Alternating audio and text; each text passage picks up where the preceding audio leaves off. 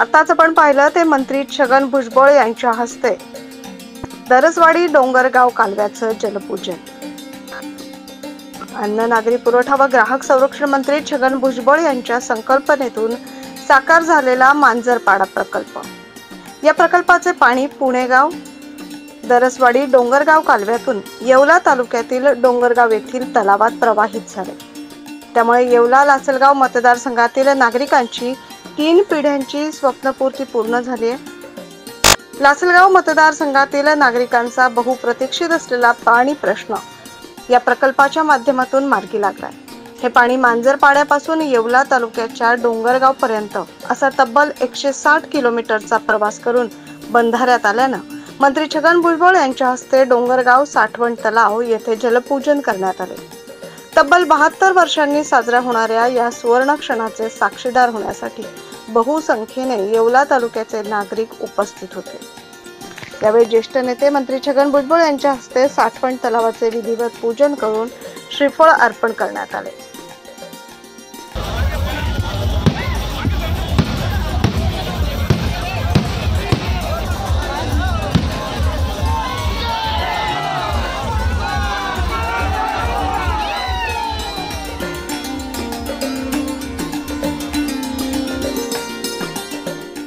दरम्यान मंत्री छगन भुजबळ यांनी 3 पिढ्यांपासून सुरू असलेला पाण्याचा संघर्ष मिटवल्याने ठिकठिकाणी भुजबळ यांचे ढोल ताशांच्या गजरात स्वागत करण्यात आले।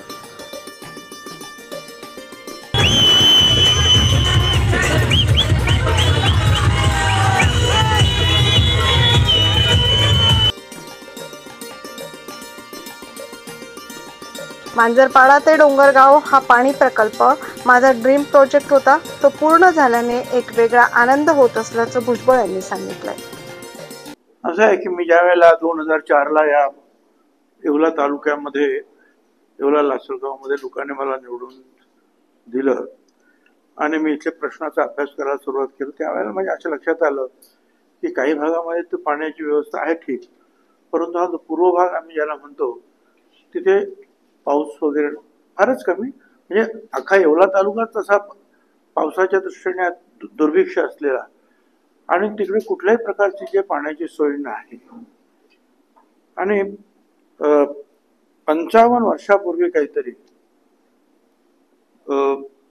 त्यावेळेचे जे आमचे आमदार होते जनार्दन पाटील कैलासवासी, 1972 साली तो दुष्काळ पडला। त्या दुष्काळामध्ये त्यावेळेच्या लोकांनी रोजगार हमी योजनेद्वारे जो आहे एक कालवा तयार केला डोंगरगाव पासून तर पुणेगाव पर्यंत, जवळजवळ 160 किलोमीटरचा। आणि त्याच्या पाठीमागे हेतू हा होता की पुणेगावचं पाणी जे आहे त्याला ओव्हरफ्लो होईल त्यावेळेला ते आपल्याकडे येईल आणि मग आपण त्यातून आपले बंधारे भरून घ्यायचं आणि पाणी आपलं उपलब्ध होईल। परंतु रोजगार हमी योजनेखाली तो असल्यामुळे तो ज्या पद्धतीने पाहिजे त्या पद्धतीने तो बांधलेला नव्हता। परत पुणेगाव काही ओव्हरफ्लो जरी झालं तरी काही पुढे पाणी कधी सरकतच नव्हतं। त्यामुळे तो कालवा जवळजवळ 40 वर्ष जे आहे हा संपूर्ण बुजल्यासारखाच होता। सकाळी एका माणसासाठी वापरत होते खरं। आणि मग मी विचार केला की ज्या अर्थी त्याने अभ्यास काहीतरी केलेला असेल तर आपण हे करायला पाहिजे, बघूया आपण। आणि मग सुरुवातीला मी हा कालवा तयार करण्याचं काम केलं, बरोबर कालवा व्यवस्थित जरा करून घेतला। आणि मग पुढे जात असताना लक्षात आलं की पुणे गावचं पाणी काही इथपर्यंत येऊ शकत नाही। आणि दुसरं म्हणजे दुसरं पाणी कुठून घ्यायचं, कारण आपले पुढचे जिल्हे आणि आपल्या नाशिक जिल्ह्यामध्ये म्हणजे असा काहीतरी सरकारी त्याच्यावर करार आहे की आता या वरच्या बाजूला तुम्ही धरणं बांधायचे नाहीत, नवीन धरणं नाही बांधायचे। आता त्यांना पाणी कुठून मिळणार शेतीला, कालवा करा काय। आणि मग लक्षात आलं की फार आपल्या शेवटाला म्हणजे मांजरपाडा आणि त्या पलीकडं या प्रकल्पामुळे बळीराजा देखील सुखावलाय।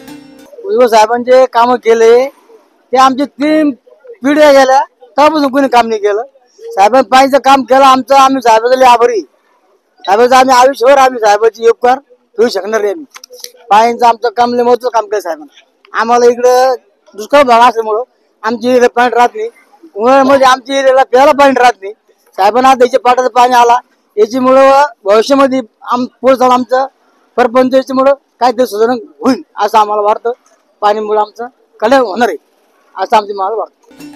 या कार्यक्रमाप्रसंगी माजी खासदार समीर भुजबळ, माजी आमदार पंकज भाऊ, ॲडव्होकेट रवींद्र पगार, ज्येष्ठ नेते अंबादास बनकर, प्रदेश सरचिटणीस दिलीप खैरे, माजी जिल्हा परिषद अध्यक्ष राधाकिशन सोनवणे, पंढरीनाथ थोरात, मायावती पगारे, ज्येष्ठ नेते अरुण थोरात, महिला जिल्हाध्यक्ष प्रेरणा बलकवडे, येवला बाजार समितीच्या सभापती सरिता पवार, येवला विधानसभा अध्यक्ष वसंतराव पवार, तालुका अध्यक्ष साहेबराव मडवई, भाऊसाहेब भवर, ज्ञानेश्वर शेवाळे, माजी जिल्हा परिषद सदस्य DK जगताप, माजी नगराध्यक्ष हुसेन शेख, राज्यश्री पहिलवान, ज्येष्ठ नेते विश्वासराव आहेर, भाऊसाहेब बोचरे, डॉक्टर मोहन शेलार, अर्जुन कोकाटे, अमजद शेख, सुरेखा निमसे यांच्यासह अनेक पदाधिकारी आणि मोठ्या संख्येने कार्यकर्ते उपस्थित होते.